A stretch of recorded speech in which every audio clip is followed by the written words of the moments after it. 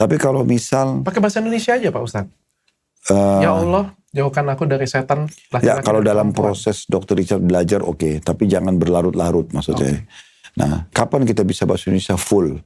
Kalau Dr. Richard menyampaikan doa hajat di luar semua itu. Maksudnya, kayak contoh, antara azan dan iqamah ya. Kalau kita mau sholat, kayak tadi kita sholat kan ada azan, setelah itu ada iqamah. Nah, di antaranya ini waktu mustajab, waktu diterima doa. Dr. Richard mau sampaikan hajat, supaya usahanya makin maju, hidupnya makin bahagia misalnya. Tidak ada hubungannya sama lafaz-lafaz seperti itu. Memang kita sendiri. Mungkin Dr. Richard kebetulan hajatnya pengen itu. Mungkin muslim yang lain hajatnya pengen disembuhkan penyakitnya. Mungkin yang satu pengen diselamatkan dari bencana. Berarti masing-masing. Nah ini boleh. Kita tinggal buka dengan Alhamdulillah wassalatu wassalamu ala rasulillah. Atau bahasa Indonesia kita bilang segala puji bagimu ya Allah. Juga salawat untuk Nabi Muhammad SAW. Lalu kita sampaikan hajat.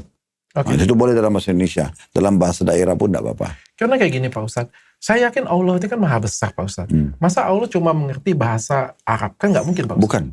Bukan hanya mengerti bahasa Arab. Tetapi Allah menurunkan sebuah peraturan. Yang peraturan itu makin dipatuhi makin sempurna. Contoh misalnya kita kerja di satu perusahaan. Perusahaan itu kebetulan di Amerika. Dan memang semua orang menggunakan bahasa Inggris. Kita nggak pantas kita mengatakan saya orang Indonesia. Masa saya nggak bisa bahasa Indonesia sih di sini?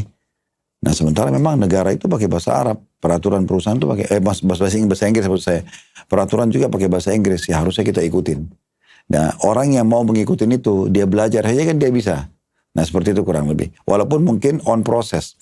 Awalnya kita baru belajar dulu pelan-pelan gitu kan. Baru kemudian kita bisa menguasainya.